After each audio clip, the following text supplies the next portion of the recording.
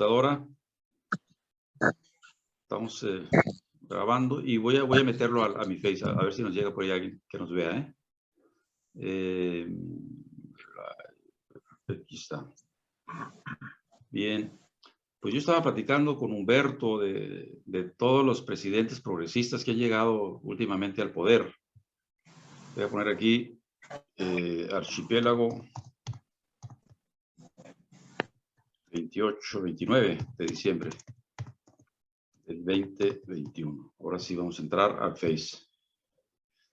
Y les digo que vienen acotados, pues, o sea, no llegaron solamente con el pueblo, también con algunas otras fuerzas políticas, y estas pues tienen sus planes de trabajo y sus objetivos, y se incorporan al plan diríamos, de la corriente mayor para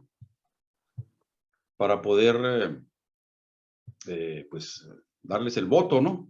Estoy hablando de la señora Zelaya, que acaba de ser nombrada presidenta de Honduras. Estamos hablando del presidente joven de 35 años de Chile. Estamos hablando de Castillo, ¿verdad? De Pedro Castillo. Pues llegan y dicen, a ver, no tienen todo el Congreso con ustedes. Aquí no van a hacer una reforma constitucional a fondo, ni una refundación de la República. Váyanse calmados. Y bueno, con esos... iba a decir, con esos güeyes tenemos que arar. Creo que no es lo propio decir eso de los compañeros de ruta, que dieron el apoyo para ganar. Bien, entonces, ¿por qué no empezamos por ahí? Si no tienes inconveniente, Armando, hablamos sobre, aquí llegó Eugenio Hernández también, vamos a dar la bienvenida. En Chile, ¿qué pasó en Chile? Ganó la izquierda, estaban asustados porque la primera vuelta aventajó mucho el cuate de la derecha, y entonces, bueno, también nosotros estábamos acá comiéndonos las uñas. Ofelio también acaba de llegar, vamos a la entrada. Y yo decía, no pueden perder, ¿cómo van a perder cuando hicieron un movimiento ciudadano de masivo, 1 millón de gentes en la Plaza Dignidad, muchachos sin ojos por la lucha? No pueden perder, ¿no? ¿Tú cómo interpretas este triunfo y cómo lo ves, Armando? Perdón, José Luis, me decía Juan que hay un compañero chileno. Ajá, invité a un compañero chileno, pero no ha llegado. Ah, bueno, entonces yo comienzo, está bien. Ya bueno, no ha llegado. Yo lo que planteo es que evidentemente que se trata de un triunfo dentro de un ciclo de lo que podemos llamar revoluciones democráticas. Ya. Es decir, de contenido burgués, pero con una participación muy profunda de masas populares. Lo primero que yo señalo, voy a guardar la imagen para que se me escuche mejor. Sí. Lo primero que yo planteo es que hay una continuidad muy importante por parte de los revolucionarios chilenos, especialmente los comunistas. Una persistencia en una línea que ellos llaman de revolución pacífica, de vía pacífica y vía electoral. Desde los años 60 vienen insistiendo en esa línea y así fue como ganaron las elecciones con Allende. Entonces, eso es la persistencia de los revolucionarios, especialmente los comunistas. Una segunda cuestión que yo considero es la capacidad de los revolucionarios cubanos, chilenos, especialmente los comunistas, por comunicarse con el pueblo. Yo soy testigo en Moscú, por ejemplo, cuando yo escuché a Luis Corbalán, entonces secretario general, y ahora escucho a Letelier, a Lautaro, a Lavallejo, Jadwe, comunistas, con un lenguaje muy sencillo, muy directo, hablando como habla el pueblo. Una tercera cuestión es evidentemente la acción popular. Una cadena, un encadenamiento de resistencia del pueblo que fue cortada por el golpe contra Allende, pero que continuó. Por ejemplo, con el no a la continuación de Pinochet, con lo bueno, la misma resistencia, incluso a veces armada del pueblo contra Pinochet, la acción del no a la continuación de Pinochet, las movilizaciones que se dieron para lograr el enjuiciamiento en España de Pinochet, la lucha por la constituyente, la constitución nueva, y sobre todo hace 2 años, si no me equivoco, ellos hablan de una rebelión que se dio por el intento de aumentar los precios en el metro. De tal manera que el caso de Chile es típico de una cadena acumulada por un descontento, un hartazgo, una cadena de verdaderas rebeliones populares que debilitaron mucho a la burguesía hegemónica, a la burguesía neoliberal. Y naturalmente ese es el factor fundamental, la acción popular.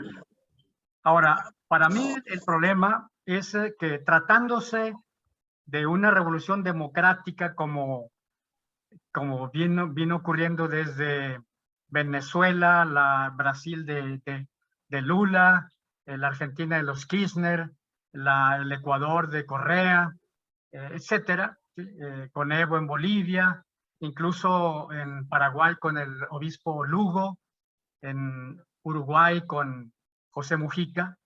Se trata de grandes movilizaciones populares que son un verdadero, podemos llamar lo que hablaba Lenin, un proceso inicial revolucionario en curso, sobre todo porque se da una gran irrupción de masas. Segundo, porque se da con una voluntad rupturista muy importante, con un ánimo de cambiar la vida.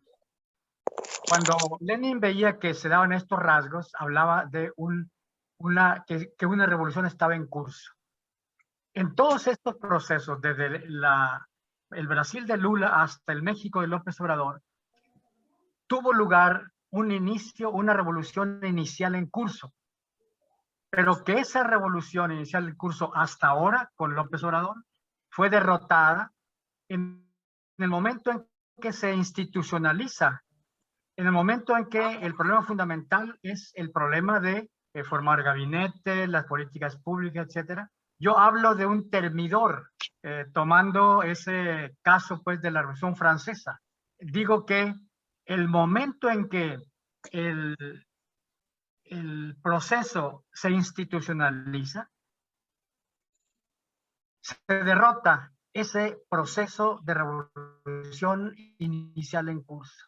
Se derrota. Eso ocurrió desde el Brasil de Lula, Venezuela hasta el gobierno de López Obrador. La contradicción principal, no la fundamental, que es entre capital y trabajo, sino la contradicción entre, por un polo, la burguesía neoliberal, que se llama, con el imperio que le apoya, por un lado como un polo, y por el otro el polo integrado por grandes masas populares y una burguesía que fue excluida de los apoyos imperiales, que se unieron en un bloque, en un frente. Esa contradicción entre estos dos polos es la que también está ahora actuando, como lo hizo con el Brasil de Lula hasta el México de López Obrador. Es la contradicción principal, la que está como dínamo procesando esos cambios. Para mí, entonces, se ha entrado en lo que oportunamente nosotros hablamos aquí de una encrucijada.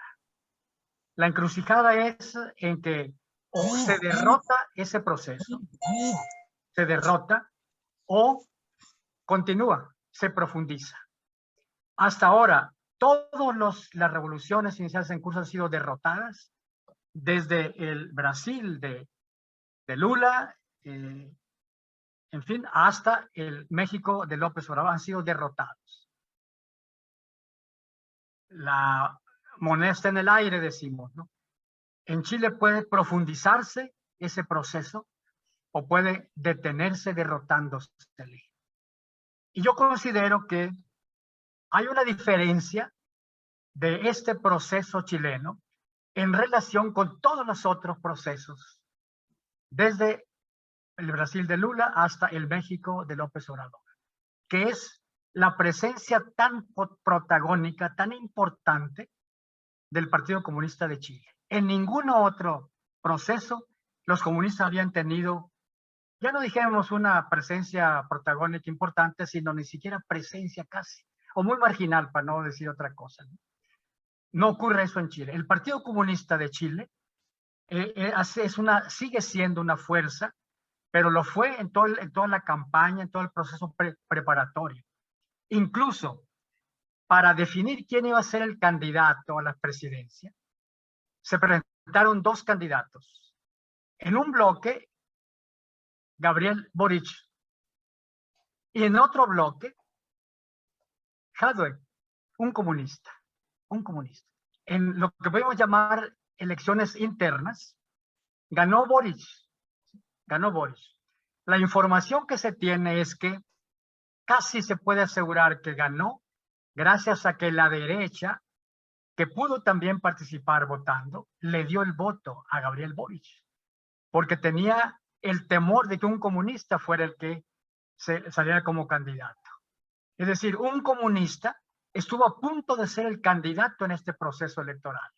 Eso en ningún otro proceso se había dado, ¿no? Pero el Partido Comunista de Chile participó en la elaboración de la plataforma, lo que ellos llaman el programa electoral.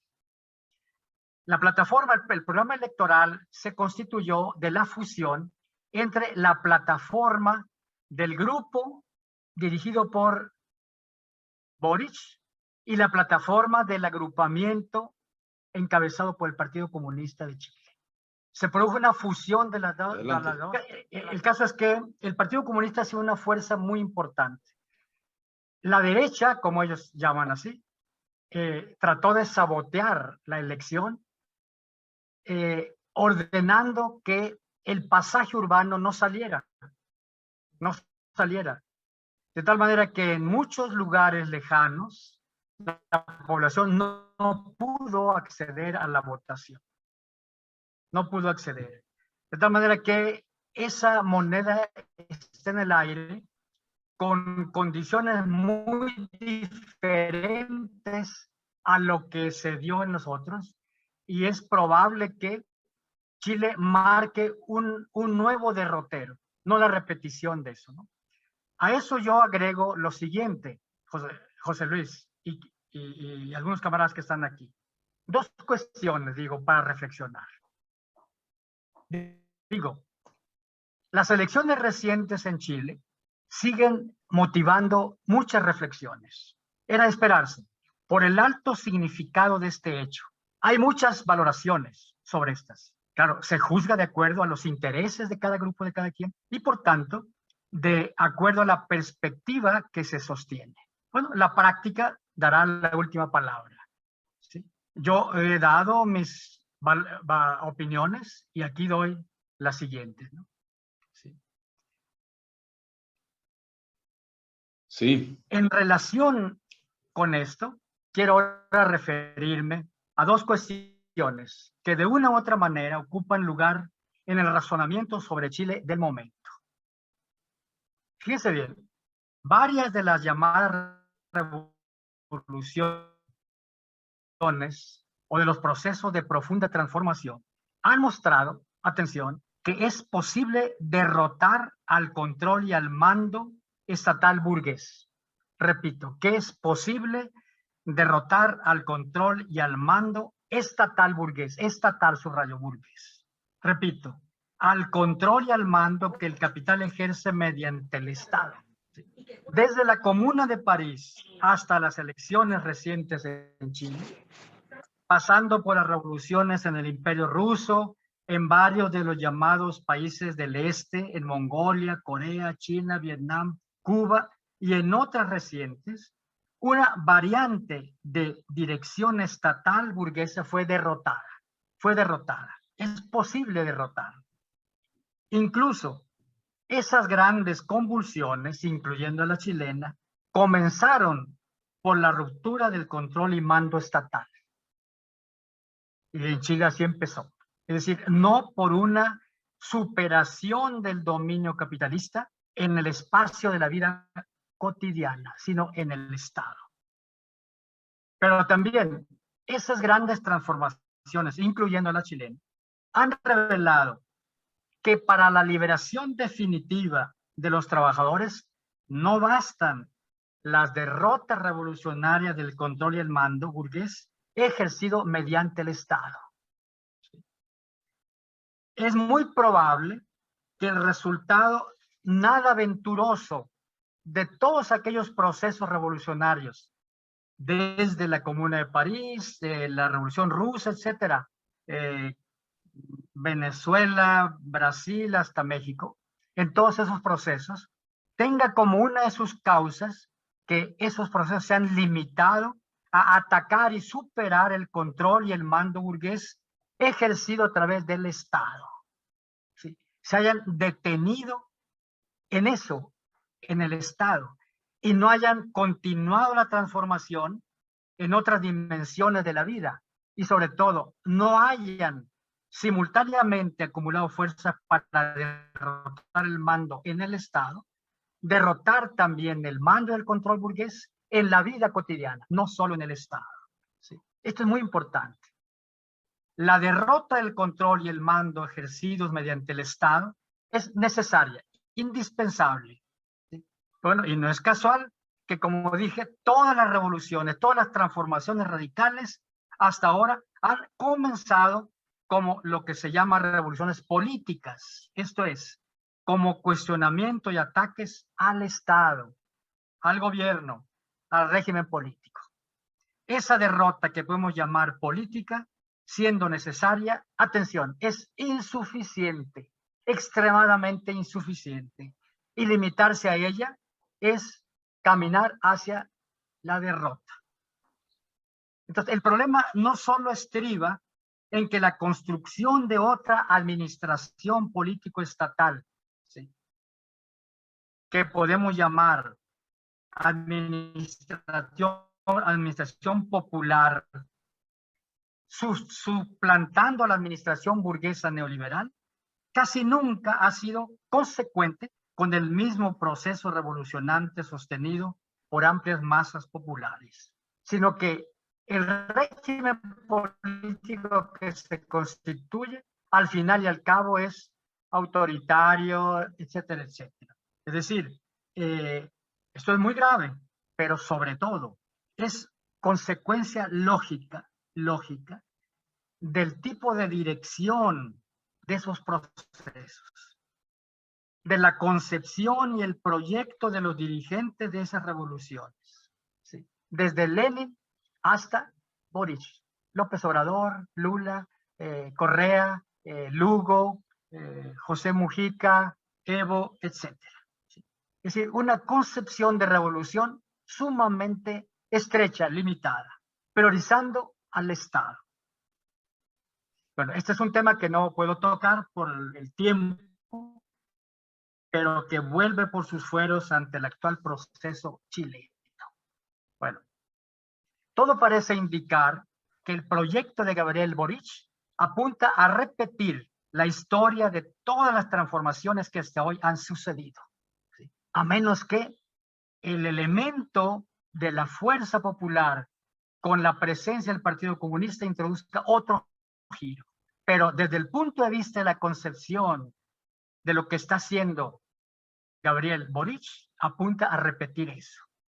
Es decir, poner al Estado como el eje rector, poner al Estado como el referente central, organizar al Estado, organizar la institucionalización, la institucionalidad, la normatividad estatal como tareas centrales, no poner como ejes del proyecto organizar de manera independiente el Estado a las masas populares, coadyuvando a que éstas se desempeñen como los sujetos principales de los cambios evitando cualquier mediatización de la resistencia y la lucha popular, sino al contrario, coadyuvando a su mayor despliegue. En reciente noticia aparecida en la revista Proceso de México, se indica que Gabriel Boric, se ha entrevistado repetidas veces con el expresidente uruguayo José Mujica, el gran dirigente tupamaro, que fue presidente de Uruguay, y que Gabriel Boric se dispone a convertir a José Mujica en su mayor fundamental asesor. En la nota de la revista de Proceso se señala que, ¿sí?, así se dice, leo, la fórmula que el octogenario exgobernante, o sea, Mujica, le dio a Boric para avanzar en la construcción de sociedades más equitativas es, dos puntos, tanto mercado como sea posible y tanto Estado como sea necesario. Ese es lo que le aconseja Mujica a Boric como el eje de la política, ¿sí? Tanto mercado como sea posible y tanto Estado como sea necesario. ¿Sí? Sigue diciendo la nota. La izquierda que se convierte en gobierno, dijo Mujica, necesita la colaboración de la burguesía que gestiona la economía. ¿Sí? Es decir, el ex Tupamaro, otrora combativo guerrillero, heroico guerrillero que soportó cárcel, etcétera, ¿sí?, que llegó al gobierno de Uruguay despertando, como todos los presidentes que llegaron en estos procesos, despertando muchas expectativas. Se ha convertido, con respeto, en un viejo sabio, recto, circunspecto, prudente, sensato, moderado, que aconseja repetir el mismo camino que llevó a todas las transformaciones a la capitulación y a la derrota. Eso es lo que quería plantear José Luis y quienes están escuchando, como una entrada para la reflexión colectiva. Eso es, José Luis. Muy bien, doctor. Muy interesante todo lo que has dicho. Yo soy medio chileno también, mi esposa es chilena, ya nacionalizada por acá, y hemos estado al pendiente desde una década sobre lo que pasa, o aún más, en el país astral, en Chile. Y bueno, el Partido Comunista Chileno es uno de los más antiguos del continente. Entonces, ya ha sobrevivido a la dictadura de Pinochet, ¿no? Había un grupo represor que tenía como nombre Delfín, el grupo Delfín, y quería decir Delfín del Partido Comunista, eso querían decir los verdugos, ¿no?, de los comunistas de los 70s. Entonces, ha prevalecido, y sí, Jadwe, el que ha sido también presidente de una comuna en Santiago, y muy próspero y muy atinado, obviamente se ha conectado con los países progresistas, con Cuba, para cuestiones de medicina y de alimentos que doran de allá también. Incluso José Luis, Sí. El que compitió contra Boric en las internas, Jadwe, Sí. es un destacado dirigente, es como dijéramos un presidente municipal, algo Ajá. así, o gobernador, quizás, ¿no?, de acuerdo a la estructura, porque Chile es un país, es un estado unitario, no es federal como México. Ajá. Entonces, Jadwe es un funcionario que podemos considerar como un gobernador en una de las... en una área de la metrópoli, sí, de Santiago. No estoy muy seguro, así, ¿no? Sí, pues sí, ese Pero bueno, sí. para que Ajá. se vea que, y además, el Partido Comunista en estas elecciones aumentó el número de diputados y no teniendo en el Senado, ahora tiene dos senadores. En la movilización se habla de que Boric fue un agente estudiantil, exacto, pero también Camila Vallejo, comunista, lo fue a la misma altura, nivel, y otra compañera. Sí, la Vallejo también está dentro de los destacados de los, comunistas.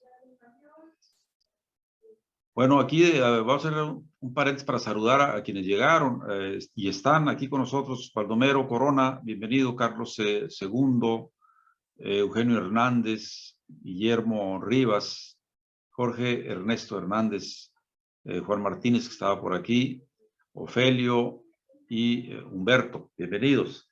Y es el momento de que abran sus micrófonos, si quieren también su cámara, para que opinen pues sobre esta reflexión muy puntual del doctor Armando Martínez Verdugo, que no es la primera vez que está con nosotros en este programa de Archipiélago de mi radio TV, radiomorena.net, que desde luego los invito a que se asomen ahí, radiomorena.net, para que vean las entrevistas y los programas, tanto a políticos como a poetas y luego algunas otras reflexiones. Hay también una radio permanente las 24 horas.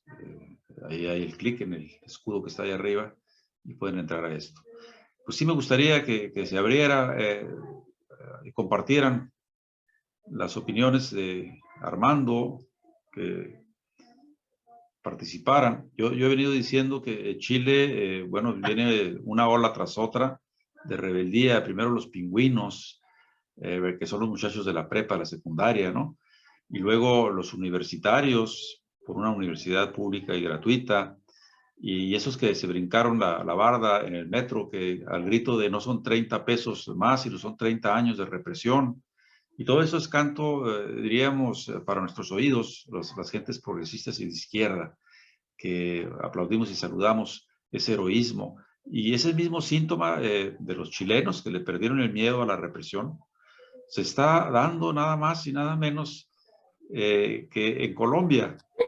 ¿Sí? En Colombia los muchachos están saliendo a la calle y hay bajas, desde luego hay tortura y hay muertes, y siguen saliendo. Entonces, ahí está la esperanza, ¿no? de los cambios, sobre todo cuando paliducho, ¿cómo les decía el comandante Chávez? No recuerdo el adjetivo, fue junto con, desde luego, con Duque, allá en Colombia, en la frontera, a echarle leña a la lumbre ahí para que llegara la ayuda humanitaria, entre comillas, diciendo que Chile era un paraíso, ¿no? En el continente, diremos. ¿Paraíso de qué, no? Entonces, esos ramalazos de luz son los que despiertan el ánimo de... Yo le decía al inicio, cuando estaba apenas llegando, Humberto, que hay que ir a la teoría, hay que regresar a Marx, hay que reflexionar sobre las verdaderas causas de este demonio que muere matando, ¿no? Que es el imperialismo. Eso lo tenemos que ir cultivando. Acabo de decir tal vez algo que parece un disparate, pero no tanto, cuando llegó Humberto, que lo más práctico es la teoría, ¿no? Sin teoría, ¿dónde van los países? Tú acabas de decirlo, Armando. Si vamos a llevar al mismo río del consumismo y del Estado fuerte para proteger los intereses mayores, que son los de la burguesía, pues no estamos llegando a ninguna parte. Entonces, ahí no hay teoría revolucionaria, pues hay un quehacer político, diríamos, inercial, ¿no? Y sí, yo también tengo mi duda sobre ese hombre sabio y viejo llamado Pepe Mujica, ¿no? Que de repente dice de Maduro que es una chiva loca, ¿no? Maduro es una chiva loca y empieza a ser graciosito, pues. Y cuando alguien empieza a ser graciosito, pues no importa que sea muy viejo y muy maduro y muy sabio, pues empieza a salirse de la pista, pues. Entonces, ahora también como digo eso, como decía por ahí en un programa una humorista, digo lo otro, ¿no? La política es el arte de hacer las cosas dentro de lo posible, ¿no? Dicen los conservadores, diríamos, aunque sean de izquierda. Porque lo que no se puede hacer, bueno, pues no se debe hacer. Pero entonces volvemos a las antorchas encendidas que todavía siguen alumbrando el camino, ¿no? Che Guevara, seamos prácticos, seamos realistas, ¿no? Hagamos lo imposible. Y suena también a una balandronada, pero es una balandronada que está encendiendo de nuevo la llama de la pasión por la política, ¿no? Por los cambios radicales. Y decir cambios radicales no estamos diciendo violentos, aunque puede llegar a eso. Estamos diciendo, como decía el maestro José Martí, cambios que van a la raíz del problema. Obrador sabe cuál es la raíz del problema, ¿no? Y está ahora sí que tratando de cambiar el océano en un pocito en la arena. Porque el problema, ¿cómo lo resuelven? Bueno, pues que los muchachos sí se ocupen de estudiar y de progresar y no de vender drogas. Los críticos de derecha de Obrador dicen, pues sí, le está dando trabajo a 1 millón de ninis, pero hay 10 millones de ninis, ¿no? ¿Cuándo va a poder darles trabajo y becas a todos? Entonces, ahí es donde empieza a patinar el asunto. Pero bueno, me gustaría que hubiera opiniones también al respecto. Humberto, tú que estás aquí desde el principio y no te has ido todavía, coméntanos. O Baldomero, que prendiste ahí el foco. Somos pocos aquí en la imagen, pero hay 2, 4, 6, hay como 10 gentes, ¿no? Puede ser incluso con preguntas. Sí, también. Con preguntas. Preguntémosle al doctor Armando Martínez Verdugo, que tengo una entrevista con él, nomás una charla más bien que entrevista, que pueden ubicar ahí luego, ahorita que termine el programa, se van a mi radiomorena.net, y ahí van a ver más de 1 hora de charla con él, de una crítica que hace muy, muy puntual y muy respetable sobre el movimiento y sobre Obrador, ¿no? Pero en fin, ¿qué te parece lo de Honduras, Armando? Los Zelaya llegaron al poder ahí, al gobierno, cuando menos, ¿no? También. Sí, yo creo que son triunfos importantes, no cabe duda. Todos. Y habla pues de la persistencia. Ahora la esposa de Zelaya es la que gana. Y bueno, ahí hay igual, la moneda está en el aire para ver si se continúa o se detiene ese proceso, ¿no? Pero tiene el mismo carácter democrático, es decir, jalonado por la crisis del sistema capitalista en su conjunto, ¿no? Hay una crisis que a veces no nos enteramos. Por ejemplo, en Europa, en Francia, por ejemplo, se está dando un fenómeno muy nuevo, así, de que, por ejemplo, cosa que no se daba antes, de poder comprar cosas usadas. Pero no solo eso, sino también de rentar. Por ejemplo, se rentan juguetes para los niños, ¿sí? Se usan y se regresan, o se rentan algunos implementos, se usan y se regresan. Es decir, el Occidente, Europa, ¿sí? Las grandes potencias están simbradas en eso también, ¿no?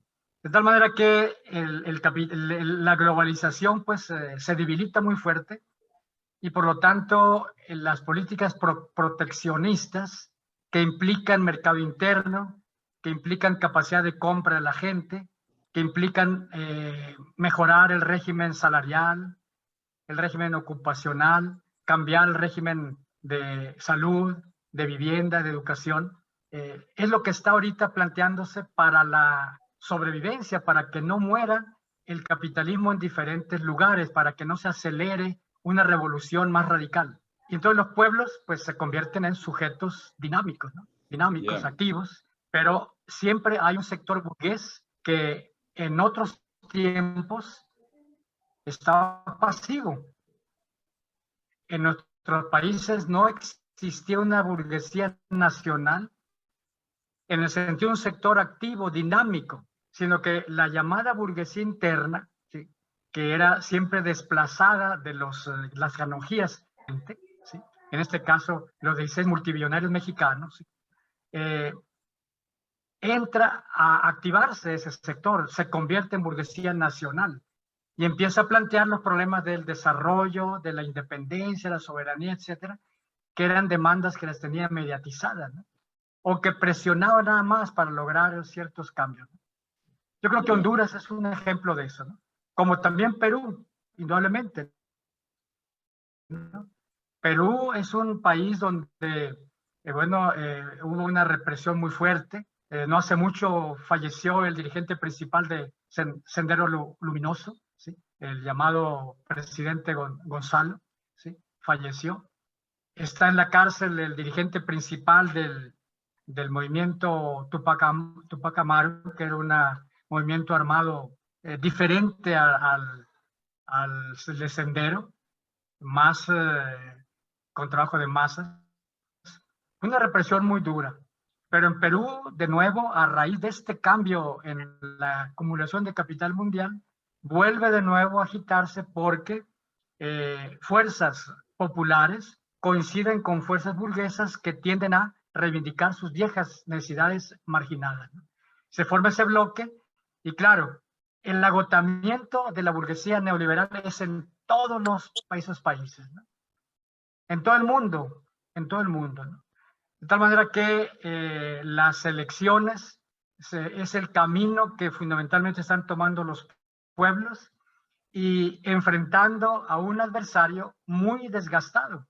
La burguesía neoliberal, en este caso, por ejemplo, el PRI en México, llegan a las elecciones casi derrotados, ¿no?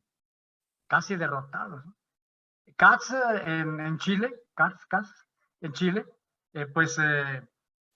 logró en una primera vuelta un margen importante, pero no pudo sostenerlo. Claro, en Chile la derecha es muy fuerte, es muy fuerte. El 40 y tantos % que obtuvo Katz, pues no es despreciable de ninguna manera, ¿no? Pero el pueblo estaba muy deseando un cambio y por lo tanto ya no quería la continuidad, algo que oliera a Pinochet así de plano, ¿no? Yo creo que tenemos que estudiar muy a fondo, sobre todo algo que es muy importante, las estructuras económicas y sociales de estos países, la cultura, la psicología social, la idiosincrasia de esos pueblos y sobre todo algo muy importante, la historia de los movimientos populares, ¿no? La historia es muy importante. Eso que señalabas, José Luis, de la antigüedad del Partido Comunista, lo encontramos en todos los países esos, ¿no? Es decir, una fuerza que viene desde los años 20 del siglo XX, ¿sí? Que con formas distintas se conserva, se mantiene actualmente. En Así algunos es. casos con partidos comunistas que desaparecieron, pero en otros tomando formas distintas, pero manteniéndose ahí. Mira, Es, hay también una reflexión que tenemos que hacer sobre algunos países como Venezuela, como Nicaragua. Yo a veces veo mucho escepticismo en cuanto a lo que está pasando en Venezuela, de parte de la izquierda más radical, ¿no?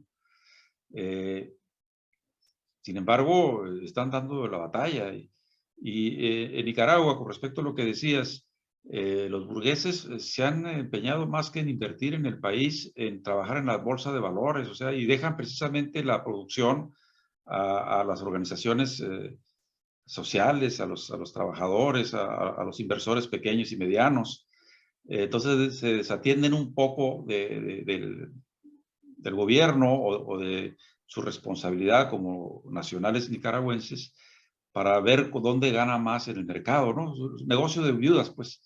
Y entonces eso es lo que tal vez está siendo fuerte en Venezuela. Yo desconozco a fondo lo que pasa ahí, pero me gustaría saber tu opinión sobre lo que está pasando en Venezuela, maestro, en el sentido de la resistencia y la posible transición a un sí, socialismo.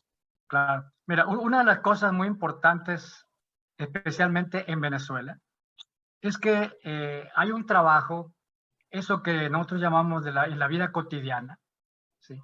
En, en, la, en los espacios no estatales, en los espacios de la salud, de la alimentación, la vivienda, el problema ecológico, etcétera, etcétera. Muy fuerte, muy fuerte. Ellos hablan de poder popular, ¿sí? Cosa que nosotros no asumimos ese concepto, ¿no? Pero por poder popular entienden la organización de autodeterminación de la gente, ¿no? Hay un proceso muy fuerte en ese sentido, ¿no? Y probablemente eso es lo que realmente ha mantenido al gobierno de Nicolás Maduro, ¿sí? Ahora, yo decía que los regímenes políticos que se constituyen en estos gobiernos del progresismo no son coherentes, consecuentes con la movilización popular que llevó al triunfo a esos gobernantes. Se esperaba que el régimen político fuera un régimen, sobre todo, altamente incluyente, altamente tolerante, altamente fomentador de la iniciativa popular. Pero Nicaragua, que lo has mencionado, es el ejemplo de un régimen político todo lo contrario de la revolución nicaragüense sandinista, ¿no? Así. Es decir, un régimen que no, no está trabajando para recoger las iniciativas populares con respeto, las críticas con respeto, la inclusión de todo lo que es diferente, ¿no? Los gobiernos estos tienden a perpetuarse en el gobierno, en el poder, dicen ellos, ¿no? Así. Bueno, lo que pasó en Bolivia es el intento de Evo de continuar en el gobierno, ¿no? Cuando, pues, simplemente se desgastan esos jefes de Estado, ¿no? Pero aunque no ocurriera eso, eh, estando ellos en la tónica estatal, electoral, democrática, etcétera, bueno, deben de ser consecuentes con permitir elecciones, permitir que haya gente nueva, sobre todo abrir el camino a la juventud, ¿no? Así. Pero vemos que en Nicaragua, pues, por ejemplo, bueno, en Venezuela, en todos ellos, los gobernantes a toda costa quieren continuar en el gobierno, ¿no? Continuar. Claro, nosotros tenemos que defender a esos pueblos de los ataques del imperio, evidentemente, ¿no? Entonces, hay una contradicción ahí, ¿no? Difícil, porque no podemos cerrar los ojos ante los ataques del imperio y simplemente lanzarnos a criticar a esos países, a esos gobiernos, a esos estados, ¿no? Es difícil para nosotros, ¿no? Pero sin embargo, nosotros tenemos que ser críticos en ese sentido, ¿no?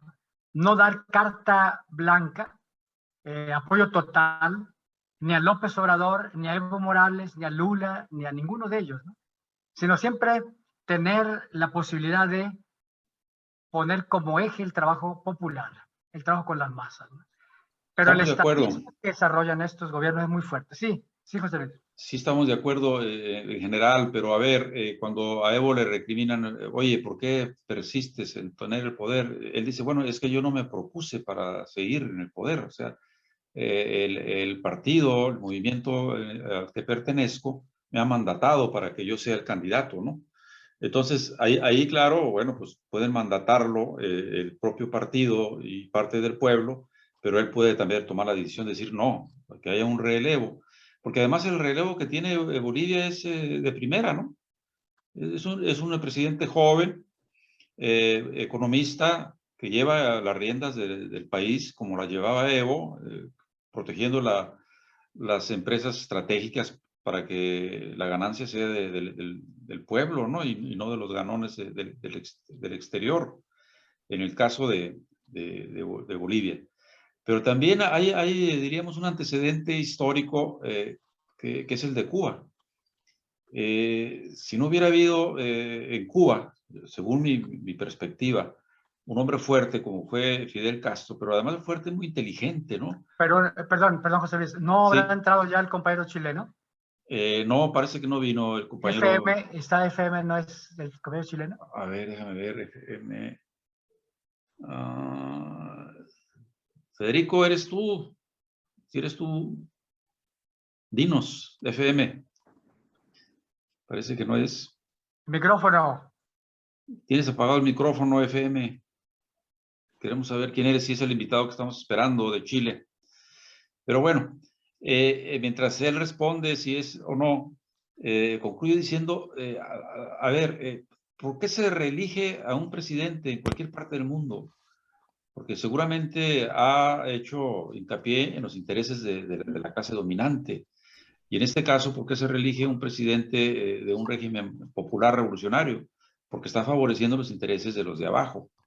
Sí, estamos de acuerdo en que, por ejemplo, lo que salvó a Bolivia fue el partido, organizado. Mira, pero sí, yo creo que el problema no es tanto el que se reelijan, sino el problema es sobre todo que todos estos Mucha luz. gobiernos han Ya. desarrollado una política en términos fundamentales capitalista, burguesa, Ya. desarrollista. ¿Así? Mira, ya llegó el chileno, maestro. Bueno, adelante. Ahora adelante. sí. Federico, Freddy, bienvenido. Mira, aquí Acá, estamos acá. con una docena de personas y entre ellas el doctor Armando Martínez Verdugo, que nos ha dado una Un abrazo, charla, Federico, un abrazo. que nos ha dado una charla muy completa y muy crítica, muy profunda sobre el proceso chileno de estos últimos días, de la elección de Boric, ¿no? Que desde luego podrás ver en mi página mañana seguramente, o ya en mi Facebook se queda también grabado para que escuches todo lo que dijo. Pero ese interés de todos nosotros, pues tener a un chileno aquí en la pantalla y que nos dé su reflexión sobre lo acaecido. Sé que tú y tu compañero fueron a votar por allí al consulado o a la embajada, no sé dónde, y que un poco, como todos los chilenos en ese momento, salieron desangelados porque tuvo la mayoría Kast, ¿no? En ese momento, en la primera vuelta. Y luego vino la segunda vuelta y fue donde tuvimos un millón de votos sobre el fascista Kast, ¿no? Y eso pues nos da las esperanzas de que haya pues un gobierno del pueblo y para el pueblo. Que obviamente Jadwe, ¿cómo se dice? Jadwe. Estamos con la duda, Freddy, de que Jadwe tiene una gobernatura, es en la capital, en Santiago, donde tiene él una especie de presidencia municipal, o cómo le llaman a ese espacio de gobierno. Es un, ¿cómo se llama? Es un alcalde Ándale, en la comuna de Recoleta correcto. Que por y cierto, elegido siempre por una gran mayoría de sus personas que viven en la comuna, como el 60% de la votación.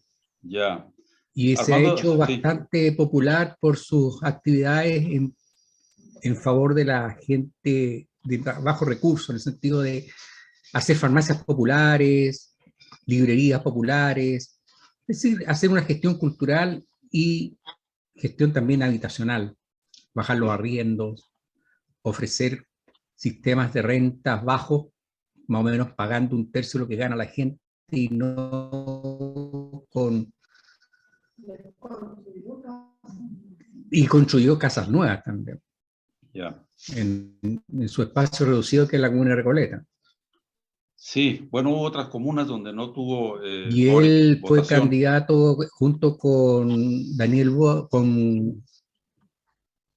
exacto, bueno, ahí tuvo una gran votación Gabriel Boric. Ajá, ya, Ahora mi opinión sobre Gabriel Boric, pues yo siempre he pensado, con mi señora también, que este fue un voto prestado, porque Gabriel Boric no nos representa ciertamente con una opción revolucionaria, ¿ya? Y prestado porque teníamos que sacar de lado a Kast. No podíamos hacer un voto rebelde, de no ir a votar, nada por el estilo, sino que había que luchar hasta sacar del lado.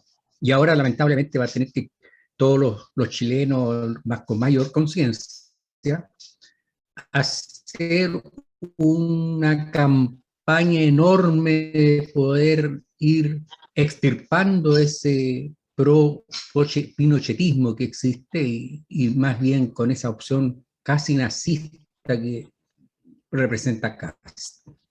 ya.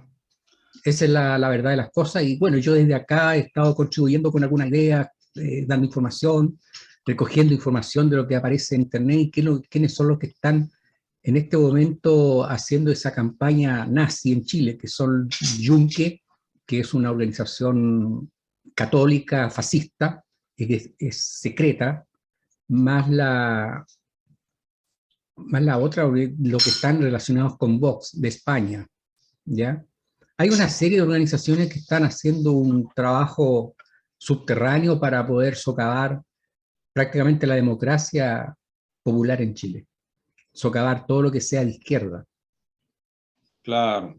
Y ¿ya? bueno, el temor de que ganara Jadwe la candidatura, decía Armando, pues se da también con la derecha, diríamos, inteligente, ¿no? Subrayo, y pongo entre comillas, que dice, no, que llegue el menos peor, ¿no?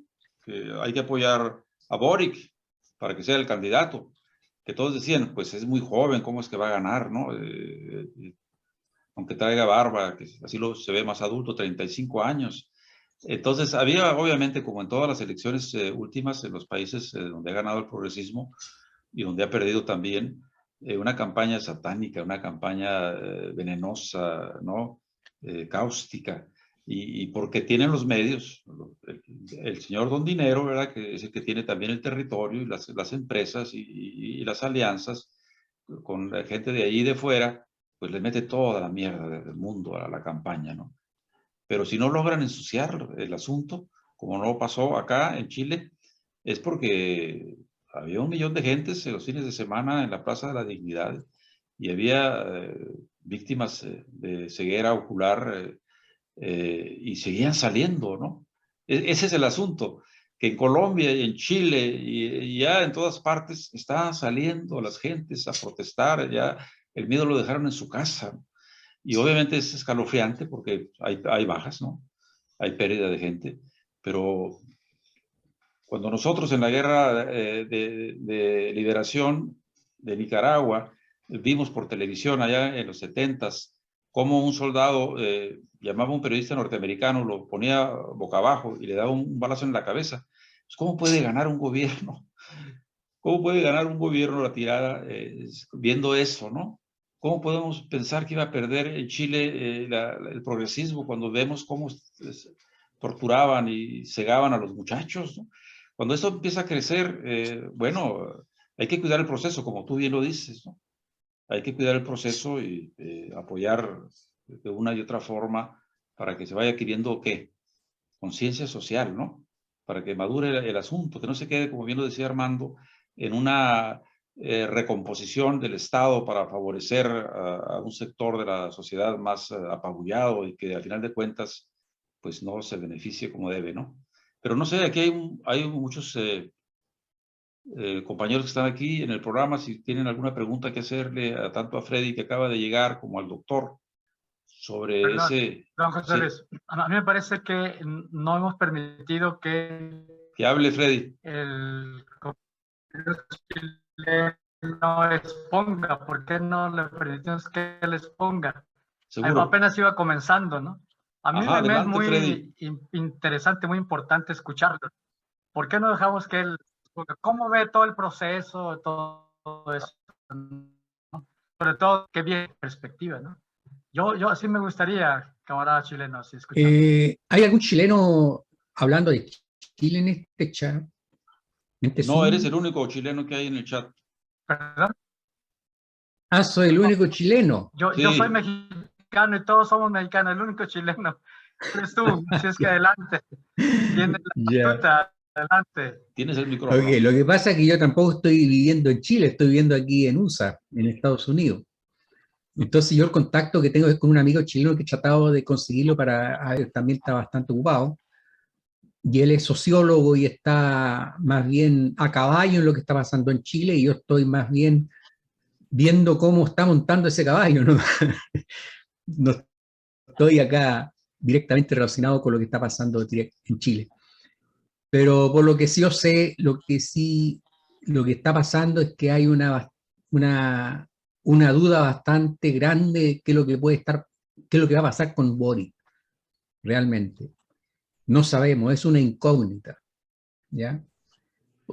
Han habido muchas sospechas de que ha sido ayudado por ONG norteamericanas, que no están, todavía yo no tengo ningún antecedente real de que eso sea cierto, pero sí han habido bastantes comentarios sobre ese asunto.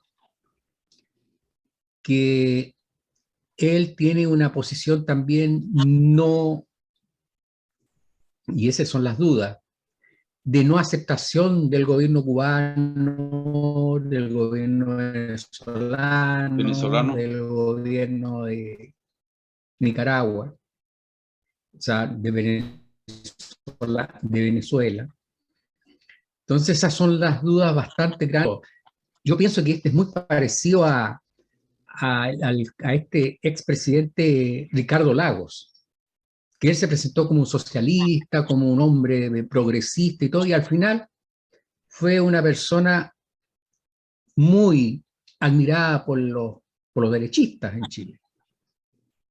Promovió el neoliberalismo, lo hizo fuerte, y fue un gran estadista desde el punto de vista liberal. Entonces, esa es la gran duda que tenemos en estos momentos con Boric. A pesar que ha tenido unos pronunciamientos que dejan más o menos tranquilo, pero no son suficientes. Esa es la visión que yo tengo en este momento de lo que es Boric. Indudablemente que yo lo voy a acompañar, lo voy a defender, porque es lo que tenemos en este momento. Como quien dice, a caballo regalado no le miramos los dientes. Y hay esperanza, pero es una esperanza con mucha duda. Ya, bueno, pues ahí lo tienes. Estamos esperando que invites a ese amigo chileno. Yo también conozco a otro del Partido Comunista, Oscar, un vecino ahí de la población, donde yo voy cada año. Tengo parientes políticos allá. Y sí, vamos a ir ganando esto para ir analizando este proceso y ver en conciencia qué podemos hacer.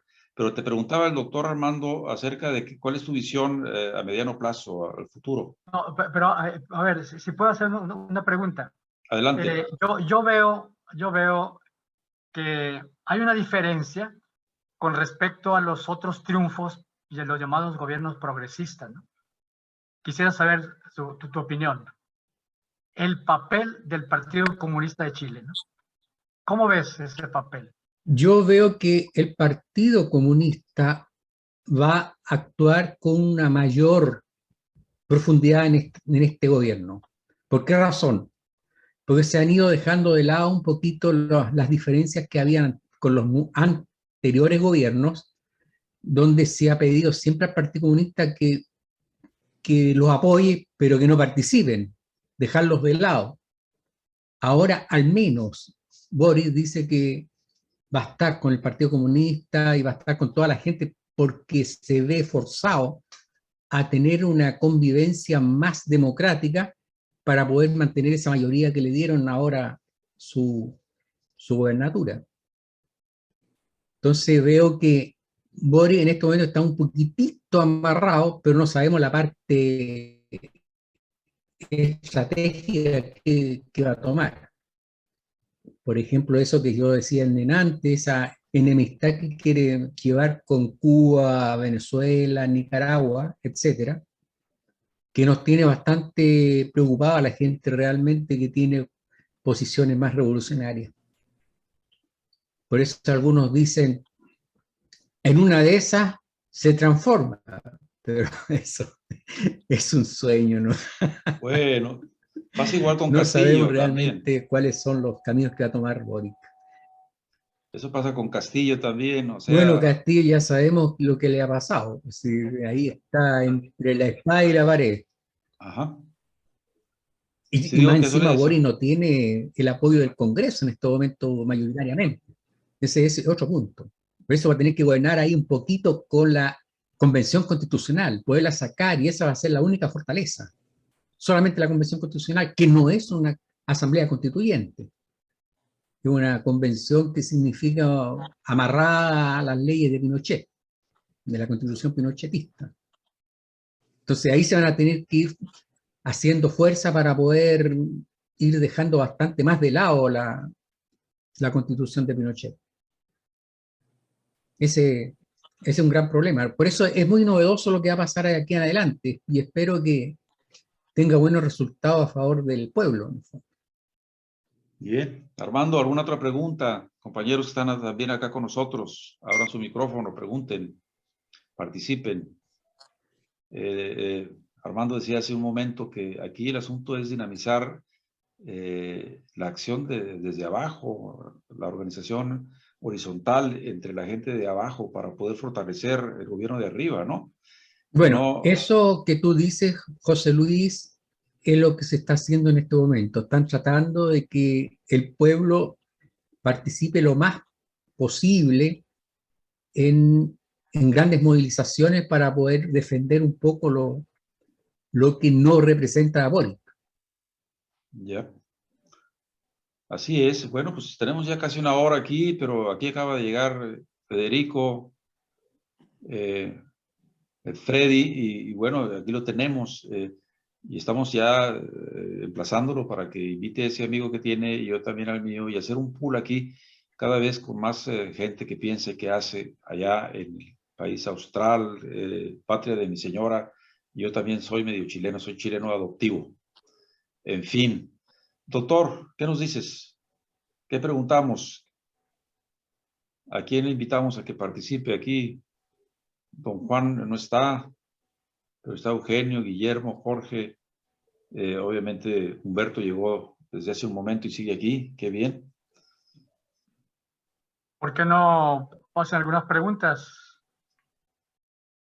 A ver, algunas Aprovechar que preguntas. está aquí un compañero de Chile que tiene una información mucho mejor que todos nosotros. Sí, Yo considero que hay que estar muy pendientes de la presencia del Partido Comunista de Chile, ¿no?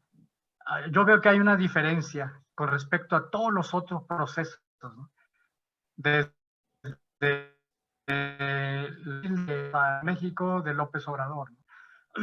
No es casual que la competencia por ver quién iba a ser el candidato finalmente a la presidencia fue entre Boris y un comunista, Jadwe, que no se pide. Daniel Jadwe, sí. Eso es una cosa importantísima, ¿no? Segundo, el PCE de Chile es el partido más grande ahorita, el que ha crecido más, el más numeroso, ¿sí? Y que además tiene una actitud así de no detenerse, de continuar. Por ejemplo, un día antes de las elecciones fue atacada la tumba, me imagino, de esta dirigente. Gladys Marín. Exactamente, Gladys, ¿no? Pusieron unas pintas ahí y todo eso, ¿no?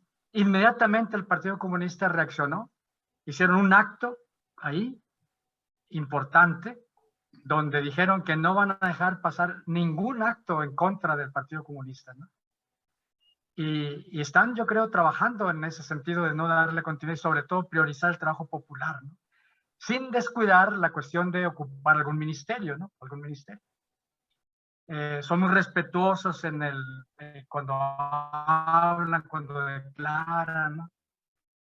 El presidente, el secretario general, Camila Vallejo, todos ellos, ¿no? Pero yo veo que esa es una diferencia importante y creo que Chile puede marcar una ruta diferente, ¿no? Una ruta diferente en ese sentido, ¿no? Así. Pero como tú dices, ¿no? Pues no podemos saber qué va a ocurrir ahí, ¿no? Y Sí, a veces hay que persignarse, como decimos aquí en México, para que no ocurra lo peor. Así. exactamente. Mira, el Partido Comunista Chileno siempre se le ha acusado de no ser muy revolucionario, más bien socialdemócrata, pero es la verdad de las cosas que es el único partido de izquierda que se ha mantenido unido y con su militancia cada vez más fuerte. Y son extraordinariamente disciplinados y no han tenido una corrupción abierta a que la gente los critique y los destroza, que los destroza, nada de eso. Entonces están en este momento en una posición bastante fuerte desde ese punto de vista de lo que es hoy en día Chile, que están por todos lados encontrando corrupción, robo, etcétera. El Partido Comunista en este momento no está mostrando de que esté robando nada. No le pueden demostrar nada que esté robando o esté metido en alguna corrupción dura o fuerte. Nada de eso. Es un gran paso que tiene en este momento el Partido Comunista y su fortaleza. ¿Ya? Creo que en este momento él puede hacer mucho en Chile desde el punto de vista de organizaciones populares. Tiene bastante fuerza en la gente más pobre de Chile. Exacto. Creo que Jorge Jorge ha aparecido por ahí. Jorge, damos tu opinión.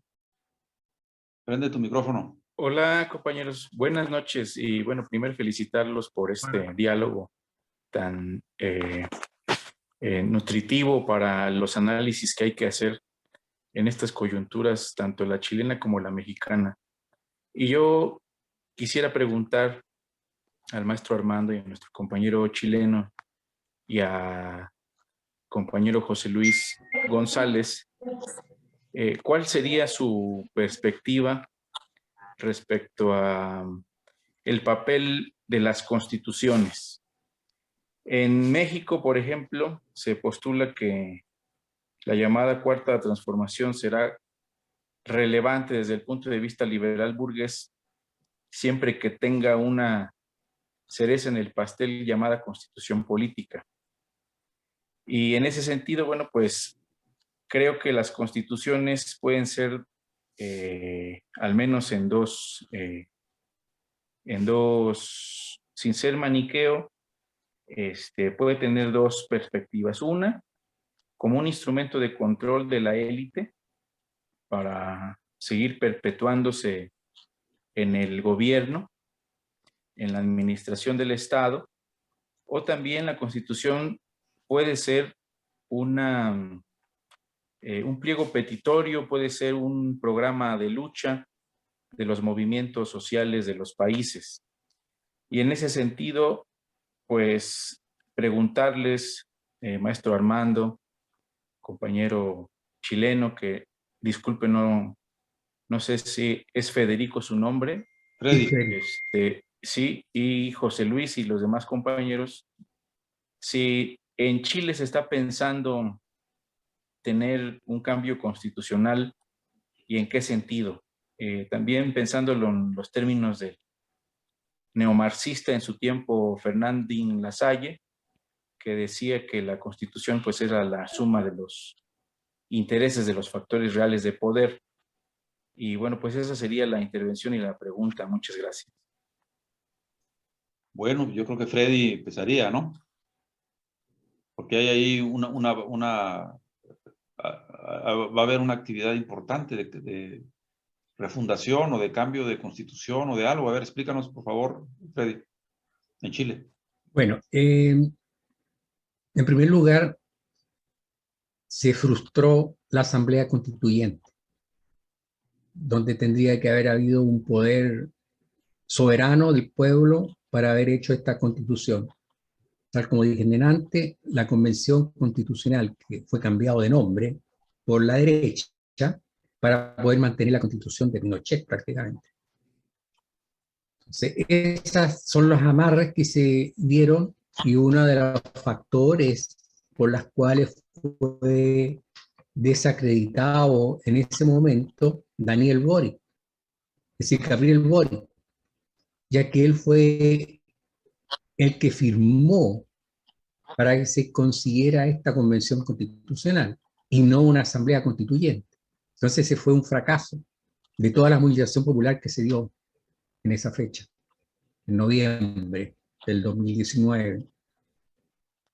Entonces, esta convención que ya está amarrada va a ser como una media constitución de lo que podría haber sido una constituyente, asamblea constituyente, pues ya está amarrada de antemano. Entonces, muchos ahora están diciendo, esta constitución va a durar unos 50 años para después hacer otra que ojalá sea una asamblea constituyente y sea realmente representativa del pueblo. Esta convención va a tener bastantes amarres. Se está luchando por una elección de cada artículo de la Constitución, por una mayoría simple, y ahora tiene que ser una mayoría de 2/3, también manejada por la derecha, para poder ellos dominar con 1/3 y hacer lo que quieran con 1/3. Felizmente perdieron la mayoría en la Convención Constitucional y no pueden hacer mucho enjuague de poder controlar un poco la convención. Esas son una de las contradicciones que se produjeron en esta elección de la nueva constitución. También está en veremos esta convención constitucional porque no sabemos si realmente va a ser aprobada, porque la derecha está haciendo una campaña enorme para que sea rechazada por el pueblo cuando se tenga que elegir si es acepta o no la nueva constitución. Pero está toda la gente muy optimista, sí. Y hay que ser optimista de poder ganar estos cambios con esa elección que va a ser un plebiscito. Y esto va a ser más o menos aproximadamente en el segundo semestre del próximo año. Entonces son las dudas que se están manejando. Por ejemplo, mi amigo, el que yo quería que estuviera en una de estas reuniones con ustedes, él está luchando por una asamblea constituyente, por un dirigente socialista, ex dirigente socialista y exiliado, pero regresó, y hace más de 10 años que está luchando por una asamblea constituyente. Y él ha explicado bastante bien de que esta convención no es una asamblea constituyente y lo explica con detalles, con artículos, con todo lo que se necesita para poder manejarlo legalmente, esta situación. Por eso, si fuera la oportunidad de podernos reunirnos con él y con el otro amigo, que los dos son sociólogos, yo no soy sociólogo, ¿ya? En primer lugar, para que sepan, pero sí he estado participando con ideas, qué sé yo, con opiniones, desde que soy jovencito hasta el día de hoy que ya soy viejito. Ya. Esas son. Bien, pues ahí tenemos la reflexión. Armando, ¿quieres opinar sobre el asunto? Bueno, me parece muy bien la explicación que da el camarada chileno, ¿no?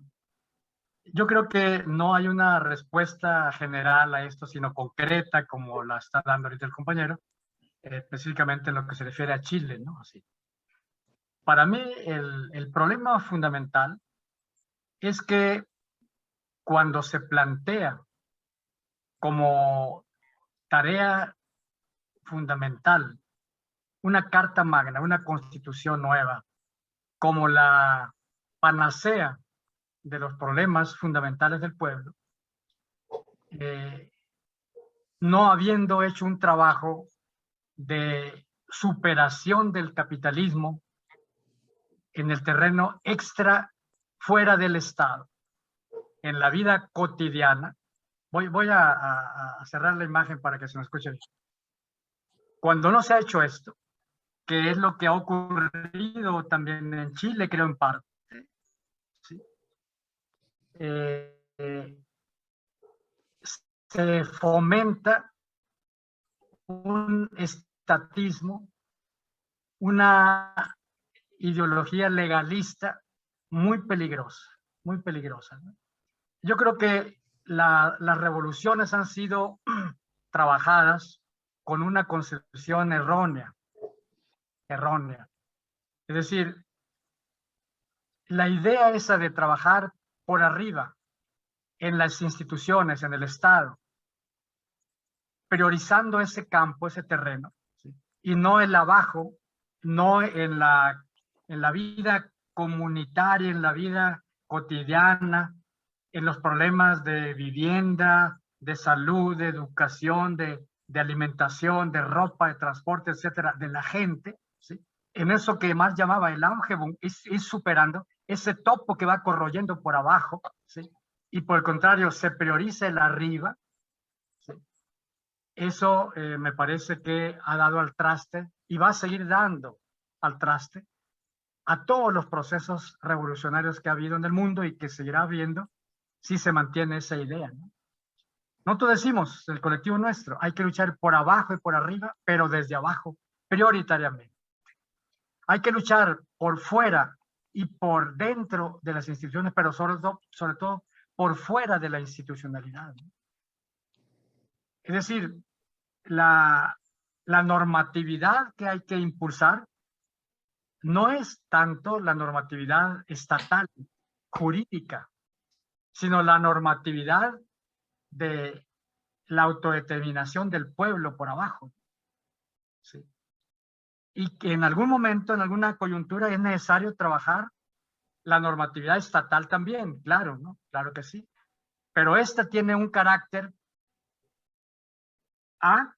si se está montada por un trabajo por abajo, por fuera y tiene un carácter B, contrario, si se ha priorizado el trabajo estatista estatal. Así.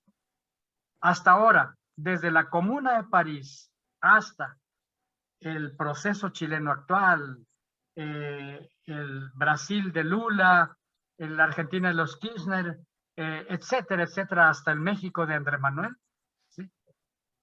Todos los esfuerzos revolucionarios han sido por arriba, priorizando al Estado como el eje fundamental, incluyendo ese problema de la Constitución. Se plantea como elemento central el Congreso Constituyente, ¿sí? Y no la convención popular que establezca la relacionalidad, la convivencialidad humano-popular, humano, que algunos llaman poder popular. Bueno, nosotros no usamos esos términos, ¿no? Pero la autodeterminación revolucionaria de los pueblos por abajo, ¿no? Yo creo que, por lo tanto en México, que se plantea ese problema de la Constitución, como en Chile, que está planteándose hoy, está planteándose de una manera demócrata liberal, ¿sí? De una manera legaloide, legalista, de una manera estatista, ¿no? Y no montada sobre el auge, que dice Mar, la superación, el ir trabajando como topos así, ¿sí? Casi en silencio a veces, ¿sí? El ir horadando la relación de dominio, control y mando burgués en la vida cotidiana de la gente. Es decir, desarrollando proyectos de producción de la vida anticapitalistas, ¿no? En la salud, en la alimentación, en la vivienda, en la ropa, en el transporte, en todas las dimensiones de la vida humana. Yo por eso veo que el proceso de un Congreso Constituyente, todas esas cosas, está montado sobre una ideología demócrata liberal, ¿sí? Legalista, estatista, que está llamada pues a enajenar a la lucha del pueblo. Eso es lo que podría decir, Jorge Ernesto. Bueno, Jorge, no sé, mi opinión es muy parecida a la del doctor. Las constituciones pues sirven a los intereses de quienes tienen el mango del sartén en la mano. Y sobre todo si no hay mayoría absoluta, ya sea en una convención o en una asamblea, que se puede llamar como sea, pero si no tiene el sustento que acaba de decir Armando, pues no prospera, ¿no? Cuando haya una revolución donde el pueblo tome el poder, entonces van a poder hacer una carta magna a imagen y semejanza de esa revolución. Tampoco podemos decir que ante una coyuntura como la que está abriendo en Chile, se deje de hacer ese trabajo, de pelearla ahí en los curules, para que haya artículos que favorezcan más a la clase de abajo, ¿no?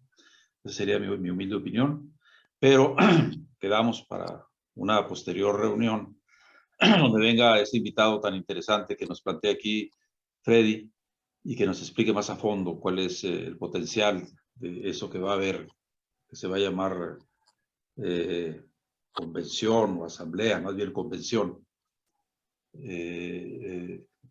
regresando el año, ¿no? Cualquier miércoles. Está en este momento en convención constitucional. Ya. Bien. Pues no sé. Si se me permite una idea más. Sí. Sí, adelante. Armando. Sí, yo quiero insistir. Sí, yo quiero insistir en que es muy fácil plantear las cosas, decirlas, ¿no? Pero es encabronadamente difícil ponerlas en práctica. Es muy difícil la revolución en nuestro continente. ¿Por qué?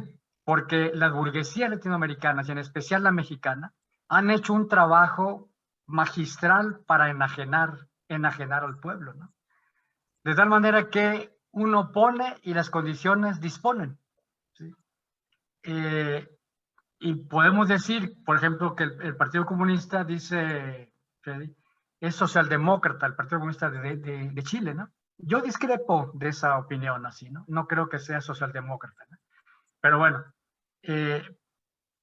yo creo que ellos están planteando basados en la teoría clásica, la toma del poder, el problema pues de priorizar el Estado, etcétera, etcétera, ¿no?